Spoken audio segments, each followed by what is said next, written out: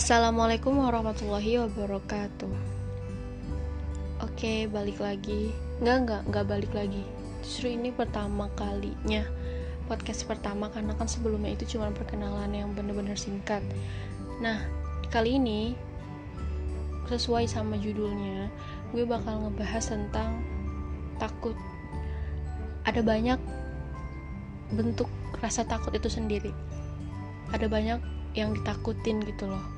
Ada yang takut sama hewan, ada yang takut sama binatang, ada yang takut sama animal, ada yang takut sama hayawan. Pokoknya ya banyak rasa takut ya. Tapi kalau takut sama omongan orang, gimana? Omongan orang di sini yang bermaksud negatif ya. Kayak misalnya dikatain orang, dibilang gak mampu dalam melakukan suatu hal, atau malah difitnah. Atau juga takut sama omongan orang yang belum kejadian, alias baru asumsi sendiri. Ya, ada juga orang yang kayak gitu. Bahkan gue sendiri kayak gitu. Nah, kalau ngomongin tentang fitnah, itu udah parah banget. Tapi semua yang tadi gue sebutin juga termasuk parah. Tapi yang dibilang lebih kejam dari pembunuhan yaitu fitnah. Karena menurut gue kenapa fitnah dibilang lebih kejam dari pembunuhan, karena secara tidak langsung ya, kalau orang fitnah atau fitnah itu sendiri itu bakal ngerusak kehidupannya. Kehidupan yang biasa dijalani orang itu, yang biasanya hidup dengan nyaman, yang biasanya hidup dengan tenang, karena difitnah jadi suasananya berubah. Kayak ngebunuh seseorang itu secara perlahan, lebih tepatnya kayak gitu. Nah, kembali lagi sama takut itu sendiri ya. Omongan orang itu mungkin berbahaya, tapi ketakutan itu pilihan. Kalian bisa milih mau takut atau enggak. Ya emang sih, rasa takut itu gak bisa dihilangin secepat itu. Ya tapi ada caranya kok. Kita bisa introspeksi diri dulu. Apa kesalahan kita?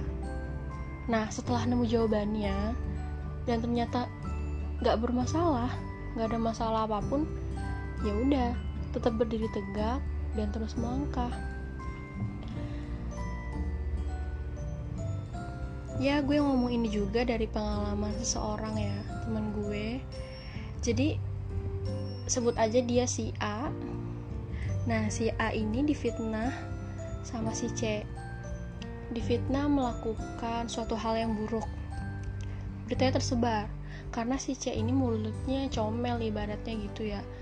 Kayak ya udah, emang dia tukang gosip gitu. Nah, orang-orang yang ngedenger cerita si C juga bodohnya pada percaya. Si A coba ngejelasin dong gimana sesungguhnya gitu, gimana kebenarannya, tapi seakan-akan si A ini ngomong sama orang-orang yang tuli, yang bahkan kayaknya masuk kuping kanan keluar kuping kiri, atau malah belum masuk kuping udah keluar lagi. Jadi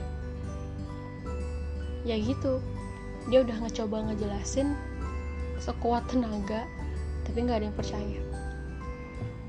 Ya emang gitu, emang kita gak bisa ngeruntuhin kepercayaan orang meskipun itu salah. Satu-satunya yang bisa ngeruntuhin itu adalah waktu.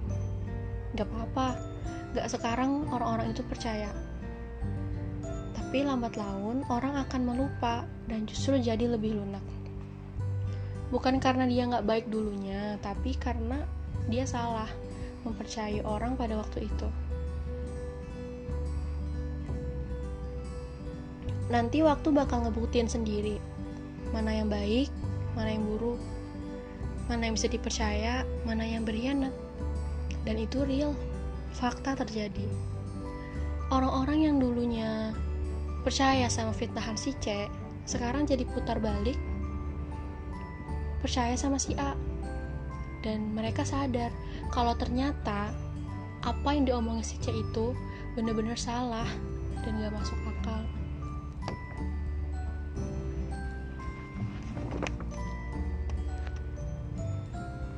Jadi buat kamu yang sekarang di posisi itu, tetap kuat ya, harus sabar, karena ini udah menyangkut masalah waktu. Jadi ya ditunggu.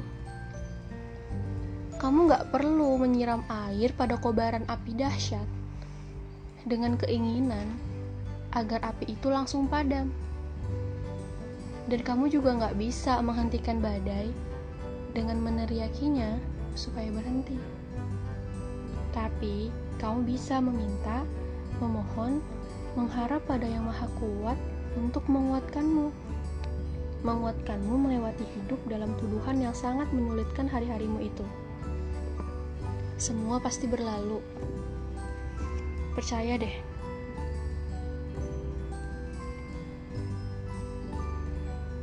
Sorry ya, gue emang gitu, suka beda-beda pakai kata ganti orangnya.